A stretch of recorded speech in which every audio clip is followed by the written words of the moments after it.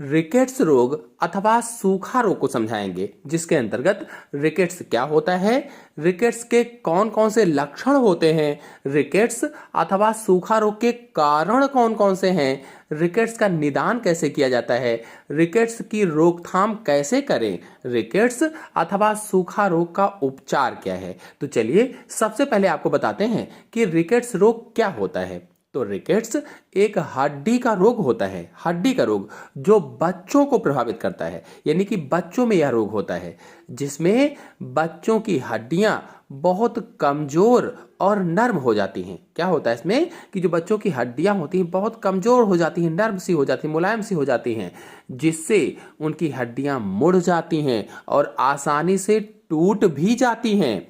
यह आमतौर पर विटामिन डी की कमी के कारण होता है। मुख्य रूप से अगर देखा जाए तो यह विटामिन डी की कमी के कारण होता है, लेकिन कभी कभी आनुवांशिक विकार के कारण भी हो जाता है, यानी कभी कभी आनुवांशिक भी होता है। इतिहास में अगर है, यानी कि आपके परिवार में किसी को था तो भी हो सकता है। चले जानते हैं कि रिकेट्स अथवा सूखा रोग के लक्षण कौन कौन से होते हैं।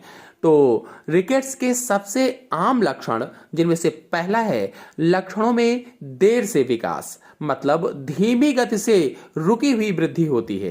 कहने का मतलब यह हुआ कि रुका हुआ विकास, छोटा कद रहता है। दूसरा लक्षण है हाथ, पैर, श्रोणि और रीढ़ की हड्डियों में दर्द या कोमलता महसूस होती है। जो हाथ पैर की हड्डियां हैं, श्रोणि मेखला है और रीढ़ की हड्डियां, इनमें दर्द होता है, या कह लीजिए कि रीढ़, कूल्हे और पैरों में दर्द होता है।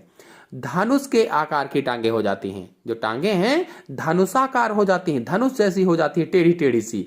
मांसपेशियों में दर्द और कमजोरी रहती है, जो मांसपेशियां उसमें दर्द बना रहता है, या मांसपेशियों में ऐंठन रहती है और कमजोरी बनी रहती है।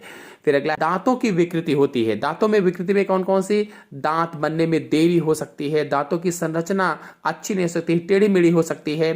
फिर अगला है एक अजीब आकार की खोपड़ी, जो खोपड़ी है सुदृढ़ ना होकर के अजीब आकार की खोपड़ी बन सकती है। और फिर पसलियों में उभार होता है, जो पसलियां उनमें उभरी हुई, छाती जैसे छाती क्या है उभरी हुई रहती है, पसलियां जब उभरी रहेंगी तो छाती भी उभरी हुई रहेगी, घुमावदार रीढ़ हो जाती है। चले जानते हैं कि रिकेट्स अथवा सूखा रोग के कारण कौन कौन से होते हैं। तो रिकेट्स आमतौर पर विटामिन डी, कैल्शियम या फास्फोरस की कमी के कारण होता है। मुख्य रूप से देखा जाए तो विटामिन डी की कमी से, कैल्शियम या फास्फोरस की कमी के कारण रिकेट्स अथवा सूखा रोग हो जाता है। भोजन से कैल्शियम को अवशोषित करने के लिए विटामिन डी की आवश्यकता होती है, और कैल्शियम और विटामिन डी की कमी या इन्हें अवशोषित करने में असमर्थता रिकेट्स का कारण बन जाती है। कभी कभी रिकेट्स विरासत में भी मिल जाता है, अर्थात कभी कभी यह आनुवांशिक भी होता है।